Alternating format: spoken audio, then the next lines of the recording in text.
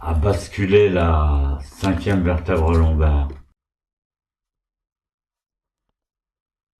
C'est la première vertèbre mobile au-dessus du sacrum.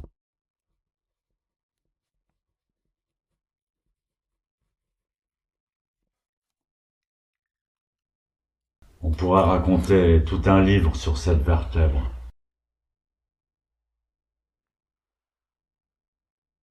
J'y pense parce que ces derniers temps, j'ai eu des problèmes de posture. Posture devient difficile avec l'âge ou la fatigue. Et je me suis rappelé l'enseignement de Sensei pour les débutants. L'enseignement qu'il nous avait fait quand on était débutants.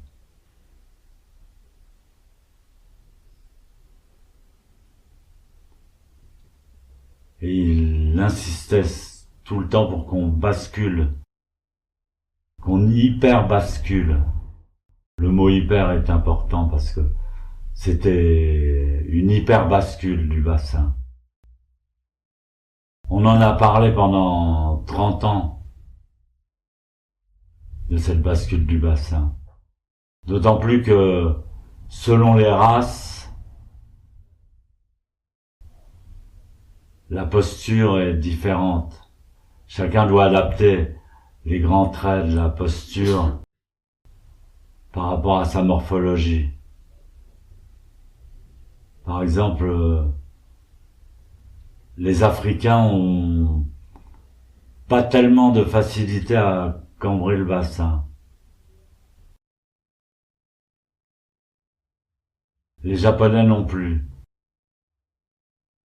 Ils ont tendance à avoir le sacrum et le bassin un peu rigides. Par contre, les Occidentaux ont tendance à avoir une hyper bascule du bassin. Ils cambrent trop, ils ont des scolioses.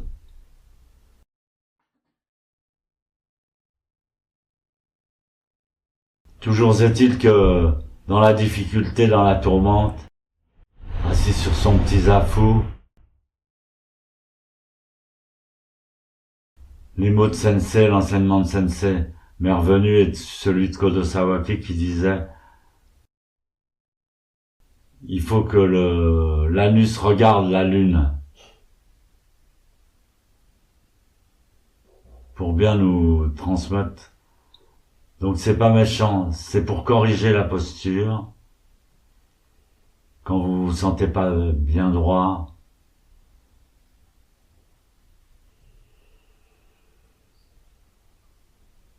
alors dressez-vous sur vos ischions. Basculez la vertèbre lombaire, la cinquième lombaire. Et redressez la posture par rapport à partir de là, à partir de cela.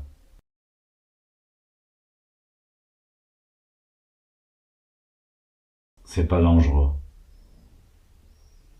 Maintenant, une fois qu'on a redressé son dos, il faut relâcher évidemment les tensions. Faut pas rester tout le temps en hypercambrure tendue pendant tout le zazen. On redresse sa posture, on corrige, et après on lâche. Le vrai zazen, c'est quand on lâche.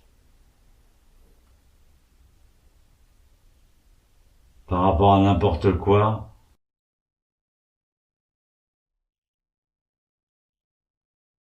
le zazen se manifeste quand on lâche. Donc comme on lâche, on s'en rend pas compte.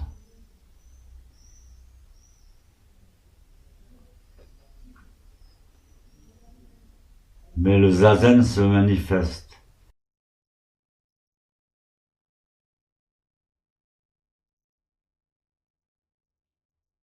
On fait pas zazen.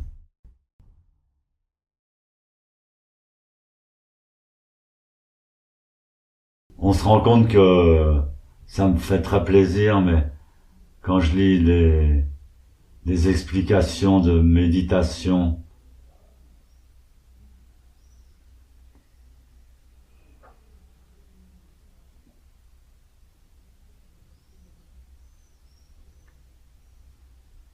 je me rends vraiment compte que l'enseignement du vrai zen transmis par Maître Deshimaru, qui vient des patriarches jusqu'au Bouddha, est la pratique authentique.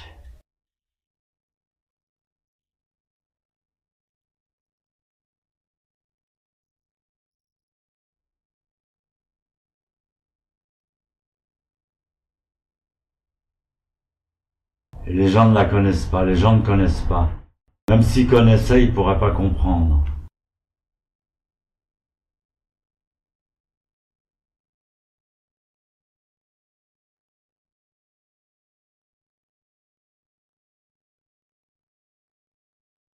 Ils croient que les conditions du zazen, c'est d'être en pleine conscience. Pas du tout.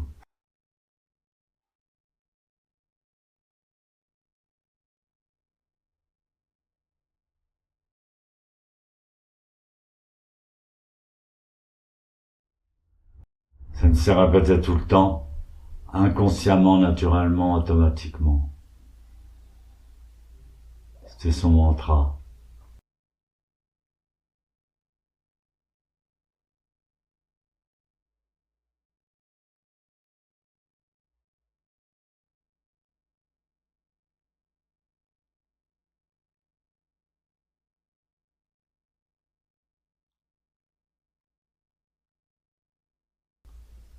Quand je veux faire du kusen, faut vraiment que je me concentre parce que ma pensée s'échappe.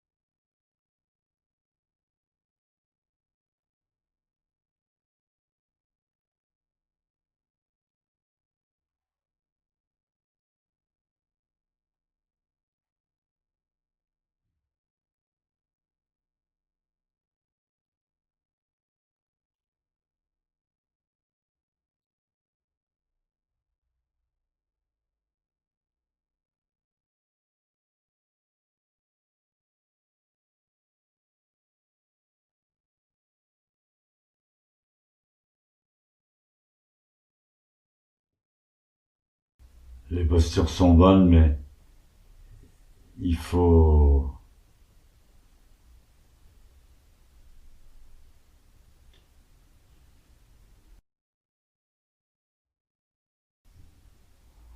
tendre la colonne de temps en temps, il faut pousser la terre de temps en temps, il faut basculer le bassin de temps en temps, il Faut étirer la nuque de temps en temps. Faut rentrer le menton de temps en temps.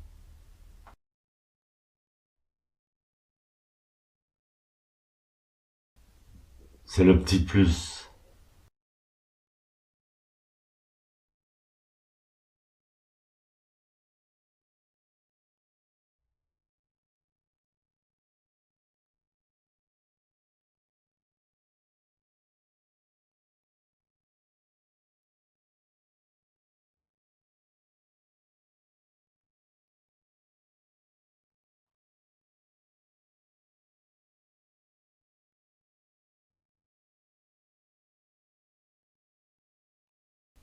On se bat pas pour gagner.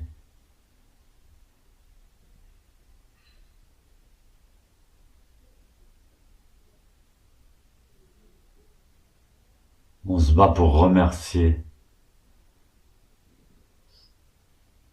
d'avoir un corps.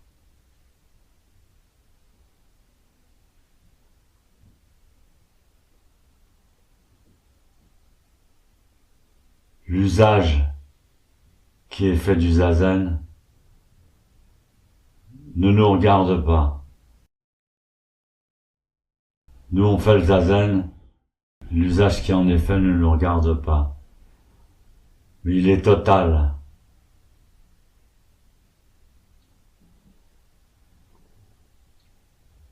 L'effet du zazen est total.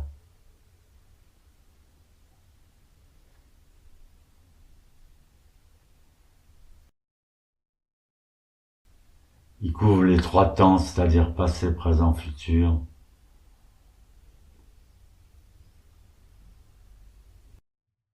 Les 10 directions.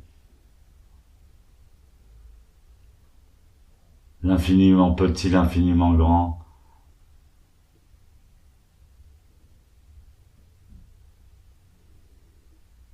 On peut pas faire un peu zazen, on peut pas faire un petit bout de zazen. Je vais me faire un peu de bien, je vais aller dans la pleine conscience.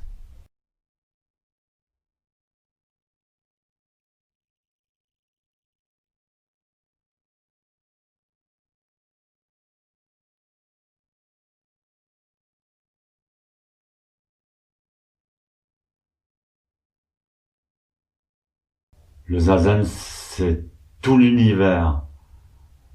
Vous savez que tout l'univers est relié, est fractal. C'est-à-dire, rien n'est séparable.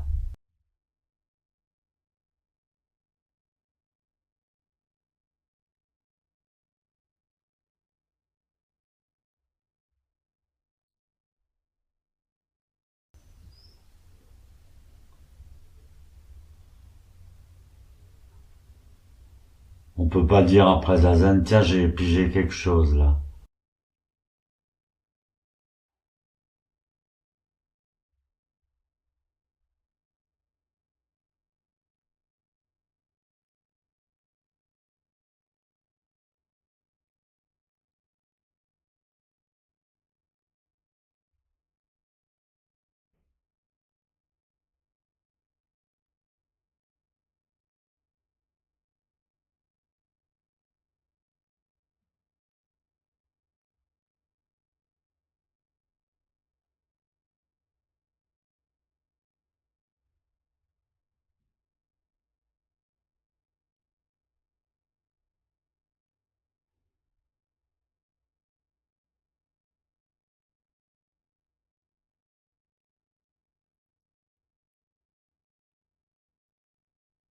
Par contre, Sensei disait, great mérite, grand mérite.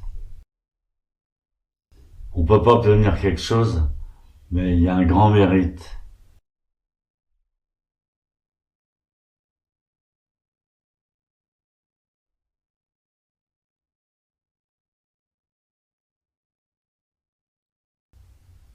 Ceux qui font zazen ont un grand mérite. S'ils ne le comprennent pas, ça change rien.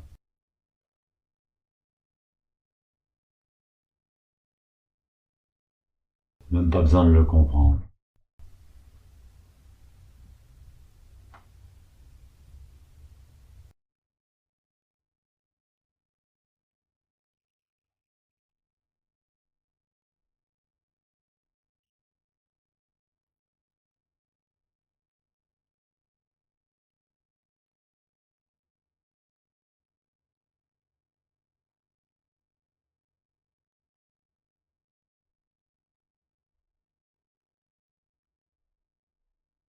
Même si vous avez une mauvaise posture, elle est bonne quand même. Le Bouddha y prend un grand mérite.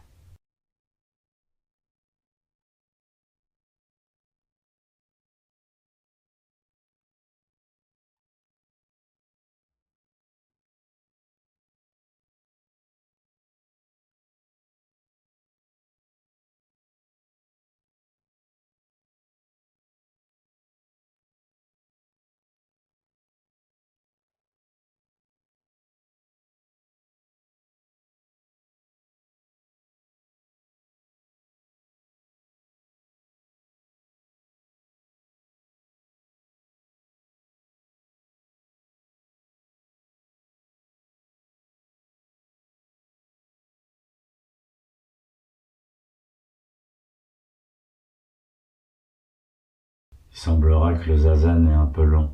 Je m'en rends plus compte.